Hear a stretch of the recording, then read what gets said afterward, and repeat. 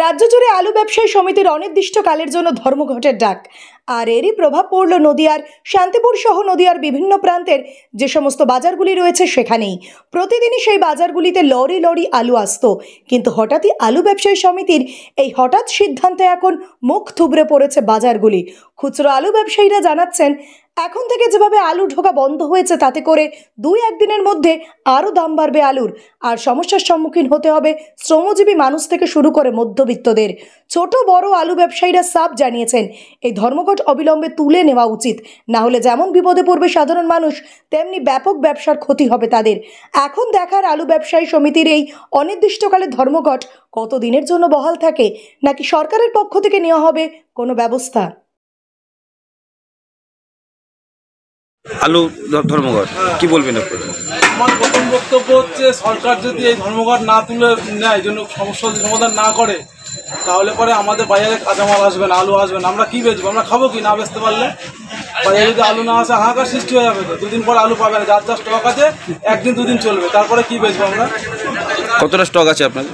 Highest কালকের দিন চলবে, আগামীকাল। রবিবারে বন্ধ ছিল, সোমবার আজকে বন্ধ, প্রথম দিন স্ট্রাইক, আগামীকাল দিন চলবে, বুধবার থেকে অফ হয়ে যাবে। হঠাৎ স্ট্রাইক করার কারণ? হঠাৎ স্ট্রাইক করার কারণ বলে অন্য রাজ্যে যাচ্ছে, সেই জন্য গাড়ি আটকে দিচ্ছে, তার জন্য ব্যবসায়ীরা স্ট্রাইক করেছে। স্টোরের যে মালিক তারা স্ট্রাইক করেছে। আলুর সঙ্গে কি ব্যবসা যাচ্ছে না? আলুর সাথে আমি আদা পেঁয়াজ রসুন এই বেচি। আপনার নাম? আমার নাম বিপুল কুন্ডু। এই জায়গাটা কোথায়? বড় বাজার, শান্তিপুর বড় বাজার।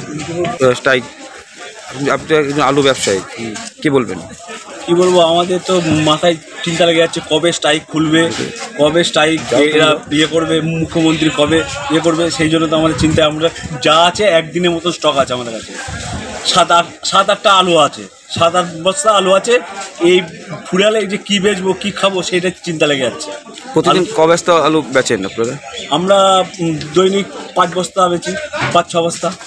মানে আগামী দিনে আলু স্টক শেষ হয়ে যাবে আপনাদের? হ্যাঁ, আগামী দিনে আমাদের আলু স্টক শেষ। তারপর কি করবেন? তারপরে কি করবো সেটাই তো মাথায় হাত এসে যাচ্ছে, যে কি করে খাবো। তাহলে অন্য কিছু করতে হবে।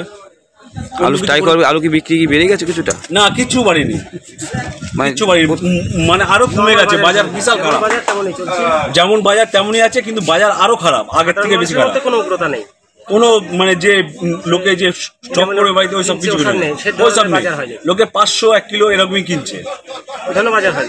আলু একটা হাহাকার শুরু হয়ে গেছে অলরেডি। হ্যাঁ, আলু মহাজনকে ফোন করলে বলছে আজকে হবে না, কালকে হবে না, কবে হবে আমরাও ঠিক বলতে পারবো না। আগে স্ট্রাইক তুলুক, তারপরে হবে তোমাদের সাথে কথা, এই কথা বলছে। এবার কি করে বেচবো আমরা কি বেচবো? এরপরে শাকসবজি বেচতে হবে, তাছাড়া উপায় নেই আমাদের। আলু তো একটা নিত্য প্রয়োজনীয় সবজির মধ্যে পড়ে। আলু তো একটা নিত্য প্রয়োজনীয়, প্রতিদিন লাগে।